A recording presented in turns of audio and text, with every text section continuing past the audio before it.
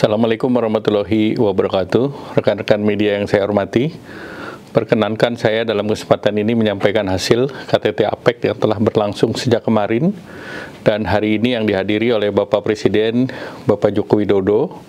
Kehadiran Bapak Presiden dalam KTT APEC dilakukan setelah partisipasi Bapak Presiden di KTT ASEAN di Phnom Penh dan kepemimpinan beliau di KTT G20 di Bali. Indonesia memiliki posisi yang sangat strategis dengan menjadi satu-satunya negara, sekali lagi satu-satunya negara yang menjadi anggota di 3 forum penting dunia, yaitu G20, APEC, dan ASEAN. Dengan memegang presidensi G20 di tahun 2022 serta keketuaan ASEAN di tahun 2023, Indonesia dapat memainkan peran penting untuk menjadi jembatan penghubung, mendorong kolaborasi dan sinkronisasi agenda di antara ketiga forum internasional dan regional tersebut untuk berkontribusi nyata dalam mewujudkan perdamaian dan kemakmuran dunia. Rekan-rekan media yang saya hormati, tema yang dipilih oleh pemerintah Thailand untuk KTT APEC ini adalah Open Connect Balance.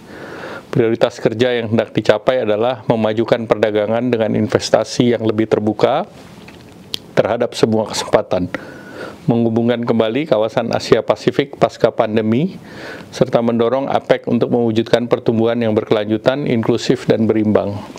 Dalam KTT tersebut, Bapak Presiden secara khusus menyoroti beberapa hal penting yang perlu dilakukan guna meningkatkan kerjasama konkret semua pemangku kepentingan di APEC. Pertama, APEC perlu memperkuat kolaborasi antar ekonomi guna mengatasi berbagai tantangan global, yaitu krisis pangan, energi, lingkungan, dan ancaman resesi.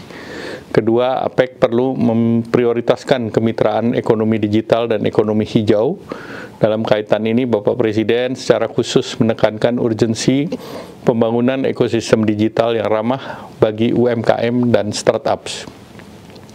Sejalan dengan itu, KTT APEC menyepakati Bangkok Goals for the Bio-Circular Green Economy, yaitu pendekatan bersama mengenai pemulihan ekonomi pasca pandemi yang inklusif dan berimbang, guna mewujudkan pertumbuhan ekonomi yang lebih tangguh, serta menjaga lingkungan hidup. Rekan-rekan media yang saya hormati, satu hal penting yang perlu dicatat secara khusus adalah pengaruh hasil kesepakatan di KTT G20 di Bali yang baru lalu terhadap perundingan dalam KTT APEC tahun ini.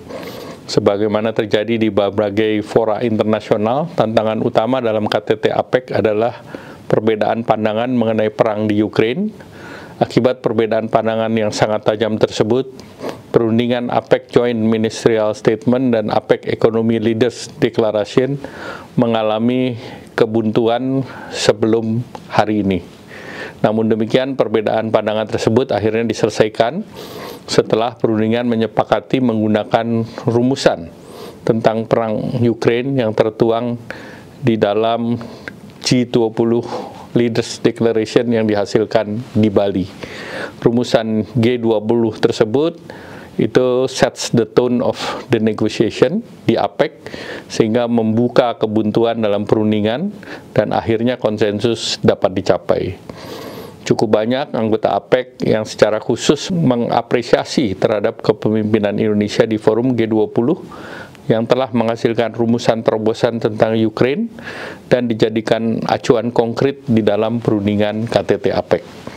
Hal ini menunjukkan pengakuan internasional atas keberhasilan serta capaian diplomasi yang dilakukan oleh pemerintah Indonesia.